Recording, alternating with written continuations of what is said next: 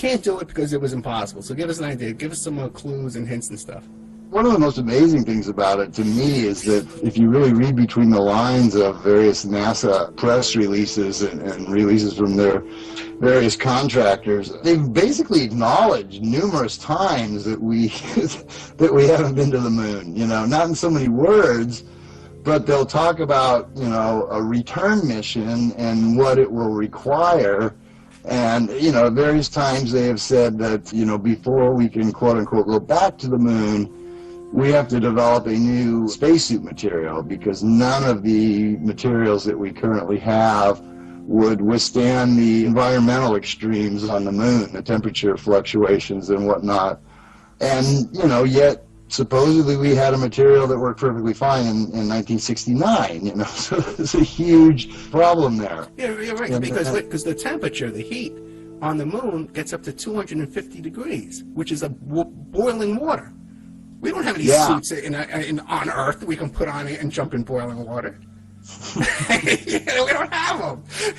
They've acknowledged that. Yeah. They've said that, you know, we need to develop some type of a radiation shield, not just for the spaceships, but for while they're on the moon and working on the moon. And they've put out artist renditions of these elaborate shields that would have to be constructed on the surface of the moon in order for our astronauts to you know, stay there for any length of time and work there.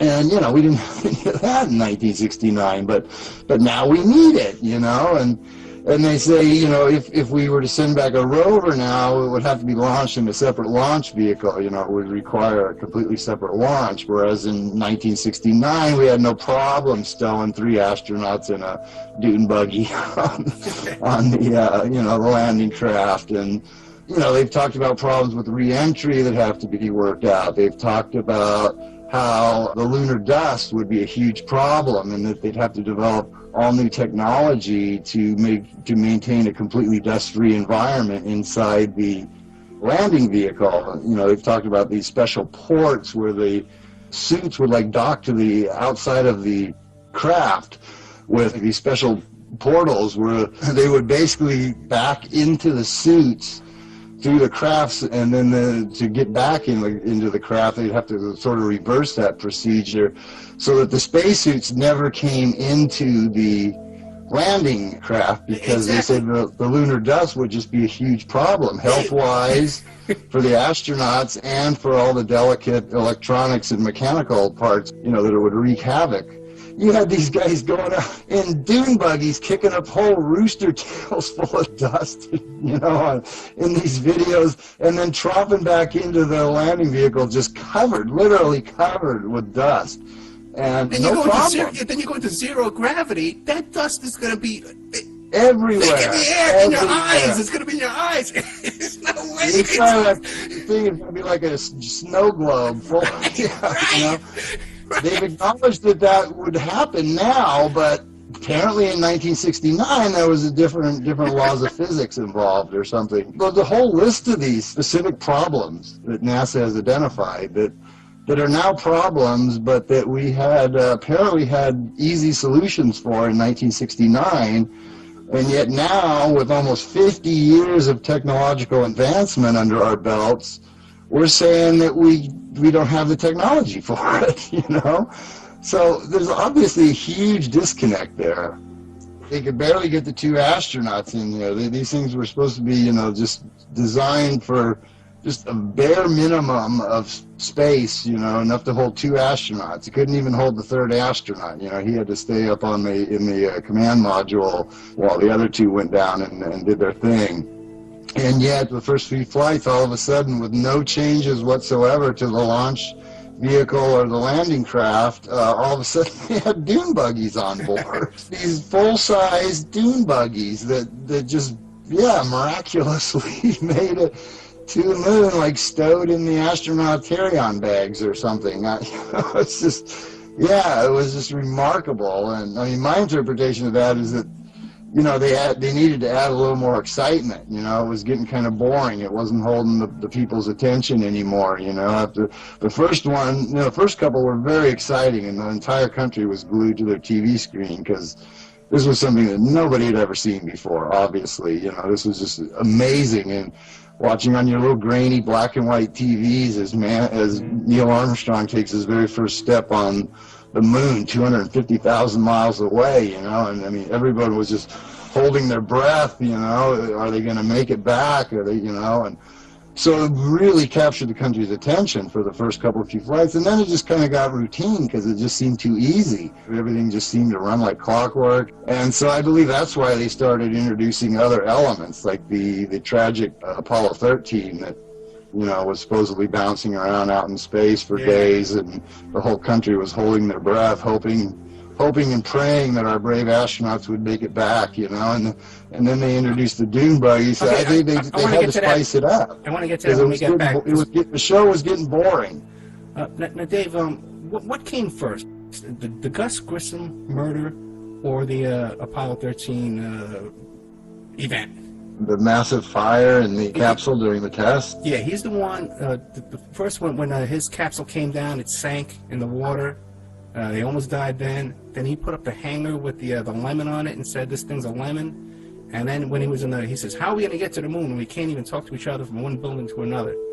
And then next thing you know, and his son and his wife, they both think he was killed.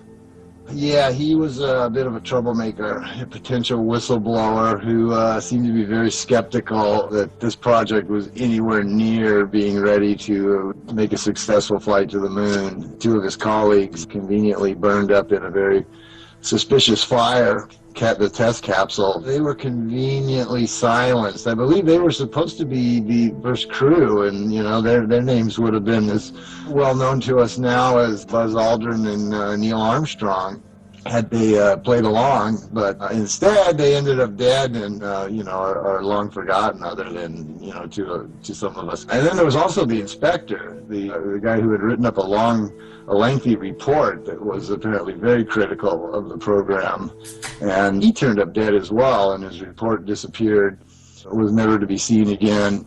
Because stop and think, why would they be in slow motion in space? Wouldn't they be faster? Yeah, I would think, but hey. There's no logical explanation why they walk in slow motion in space. It's not underwater. Well, where's the resistance coming from? There's no atmosphere. There's very little gravity. So what is the resistance that's slowing their movements? What makes sense? It doesn't make sense. But, until you saw 2001. I'm not a physicist or whatever. Maybe there's some logical scientific explanation for it, but not that I've seen or heard. It just seems to be just accepted that that's the way it should be. Pretty remarkable technology for the 60s, really. We could beam a live TV signal 250,000 miles back home, without a glitch. I can't even hold a cell phone call nowadays to somebody around the block, but, in those days they had much better technology, apparently. Yeah, people ask me all the time, where do you think these were actually filmed at? I'm like, who knows? It's... could be, any nondescript remote location, there's plenty to choose from, it's certainly one possibility that's been mentioned frequently is that it was filmed on or around Area 51, which is obviously a very tightly controlled base where not likely that any prying eyes would see what was going on, so, definitely a possibility. Yeah, especially at the time, because no one knew about Area 51 back in those days, and it would be inconceivable to even drive out there or travel out there in that direction. There would be just no reason to, yeah. So, one thing, though, that the skeptics to this topic they always bring up is that laser thing. That they said, well, no, we know it's there, because you can go to Texas, and they do it all the time. They shoot this laser against this reflector they left on the moon, and it comes back. And even these astronauts bring it up all the time, too. So what do you think about that? Well, there's several possibilities. There were reports out even before the Apollo landings that they were doing these same types of things with no devices on the moon, that the surface of the moon itself was reflective enough that they could do what they're doing, which is basically like get a precise measurement, I believe it is, from here to the moon based on how much time the signal takes to bounce back or whatever it is. So, one possibility is that there's never have been any reflectors there, and they're just bouncing off of various natural features of the surface of the moon itself. Another possibility is that they were placed there remotely by unmanned craft. Russia claimed to have placed several of them robotically back in that era. I've never said that unmanned craft can't get to the moon. I just don't think that it's humanly possible to get there, but certainly probably possible to get spacecraft there. So they could have been placed robotically. So that's another possibility. I question whether they even had the technology to do that back in those days. These are tiny little targets, like the size of like a computer monitor or something, Right. That were placed 250,000 miles away. I don't know if people really understand how, what kind of distance that is that we're talking between here and the moon. And if you're a photographer, if you've ever used a really long telephoto lens, or if you're a hunter that's used a scope, you know that even from relatively short distances, even a tiny little bit of motion will completely throw off what you're viewing. It doesn't take much at all, and the farther away it is, of course, the more that's amplified. And I really find it very hard to believe that in the 1960s we had lasers or whatever that were accurate enough and stationary enough that could be kept still enough, basically, to focus on a target that tiny, that far away. That just seems very, very hard for me to believe. So I'm inclined to believe that they're just basically bouncing it off of the surface of the moon itself, because that would require a degree of accuracy that's just pretty astonishing, really. Yeah, because back then we didn't even have fax machines, we didn't have email, we didn't have cordless drills. People, the kids today don't understand that. If I try to tell my kid that, she doesn't understand. Yeah, that's the thing that a lot of people don't understand, right, is what a huge leap it is from what we do now to what we supposedly did in the 60s. People look and say, well, what's the big deal?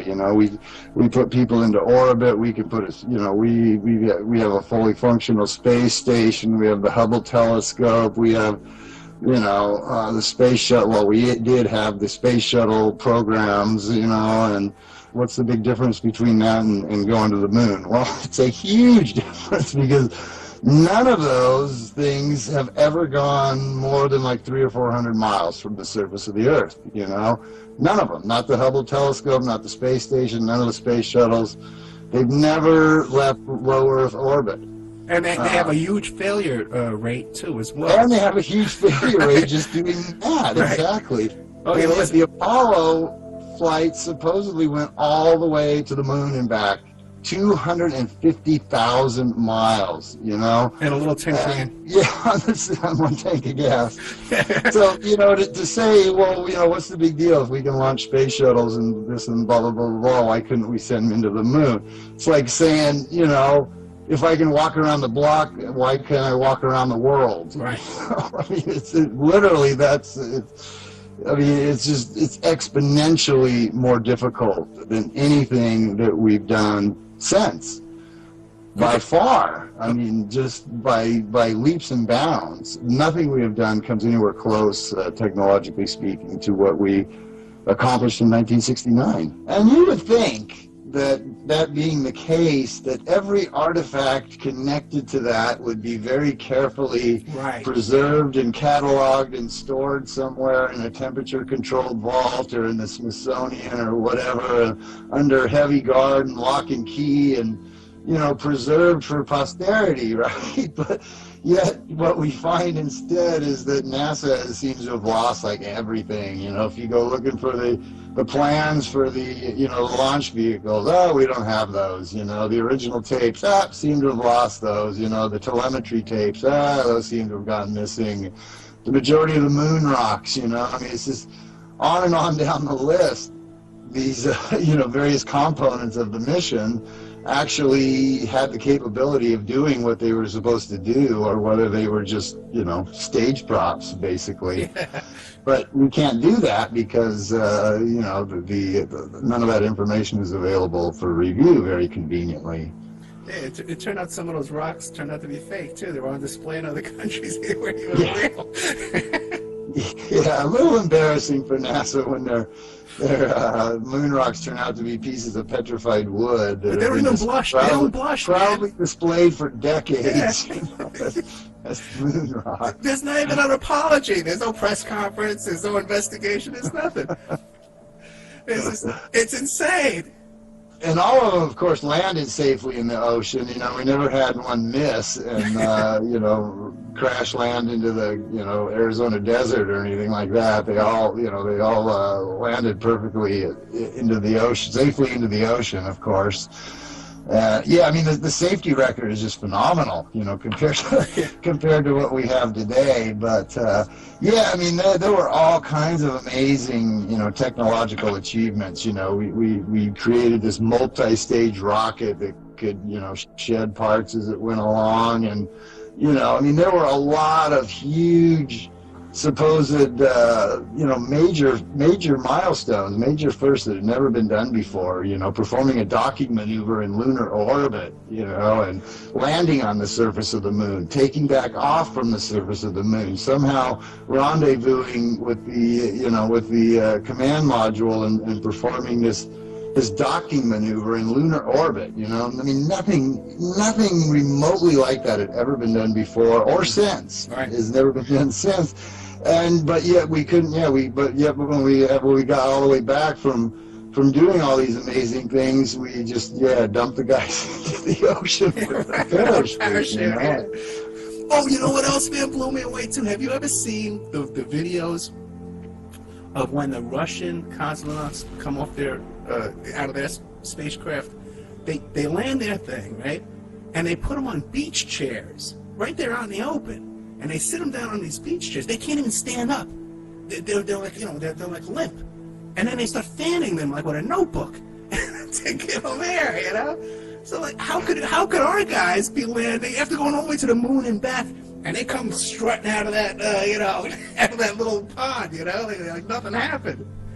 These are conditions where, hygiene is not something that's real easy to tend to, It's, I would think just relieving yourself would be a difficult proposition, let alone, brushing your teeth or combing your hair or shaving or you can't shower or bathe. And right. This is like spending a week on Survivor or something, and yet they come back and they're like television ready. They're rested, they're refreshed, they're fresh scrubbed, they're well groomed, and these don't look like people that just crawled out of a cramped space capsule that they spent, an extended amount of time in. It's just, it doesn't quite fit. Just think wearing that suit for 3 days and that backpack and that helmet, and the gloves. Just doing that, you would need twice the amount of food and water that you'd have here on Earth walking around.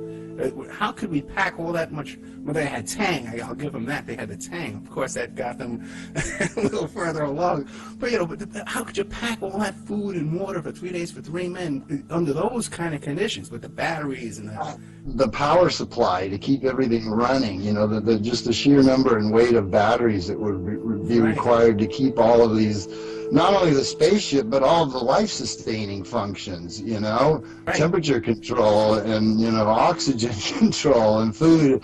Yeah, and just, the quantities of food and water and, just all kinds of things that they would have, spare parts and, tools and stuff, because if something goes wrong on the spaceship, you can't pull out the phone book and call the local repairman to come and fix it, You got to have everything conceivable for every possible emergency situation, for every possible contingency, as well as just the basic life-sustaining functions, the basic things that humans need to survive in that environment.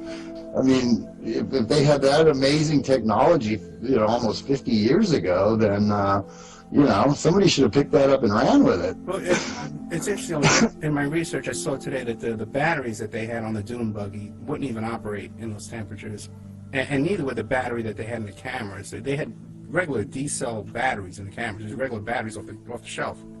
So there's no way they're going to operate in 100 degrees below zero. Yeah, there's a lot of questions about the camera and the film. Right. I mean, how would the film survive the radiation levels and the temperature extremes to create this perfect photographic record that we have? Because not only were all our astronauts just awesomely brave and heroic, but they were also all just damn good professional photographers. You got to give it to these guys.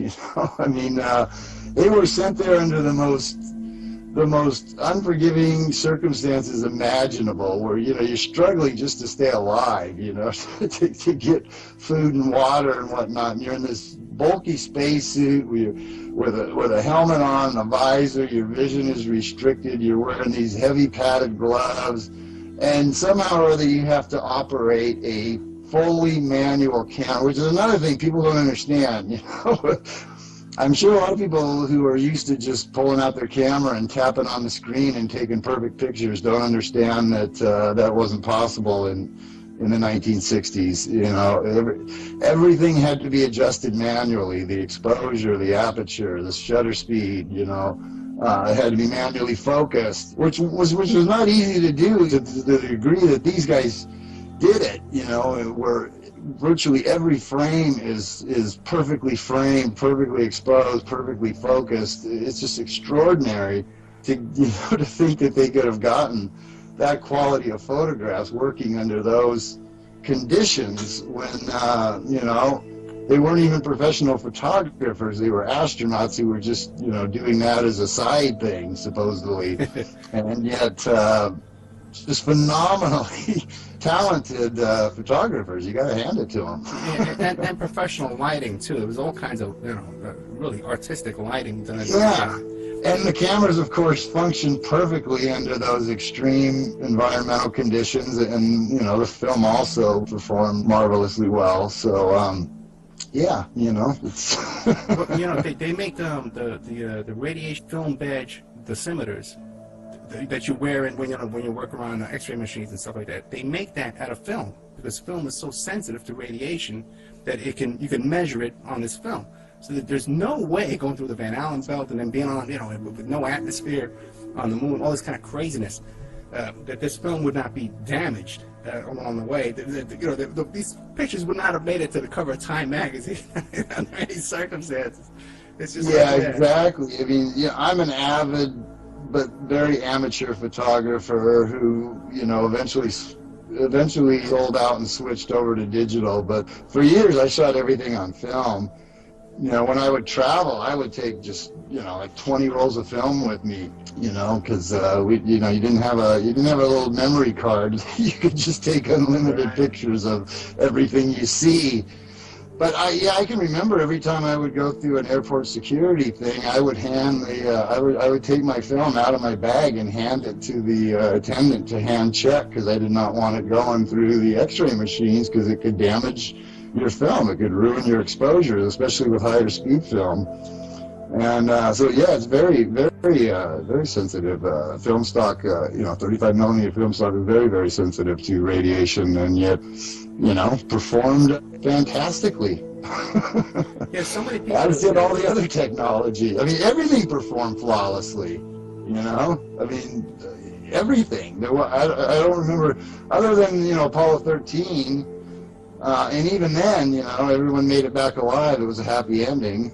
So why, when we talk about going back to, quote unquote, going back to the moon, are they constantly talking about reinventing the wheel, when this stuff had a far greater safety record and much better, performance record than what we produce now? We can't build a space shuttle now that doesn't, doesn't kill a bunch of people every now and then. But back then we could. So why reinvent the wheel when what we already had was actually better?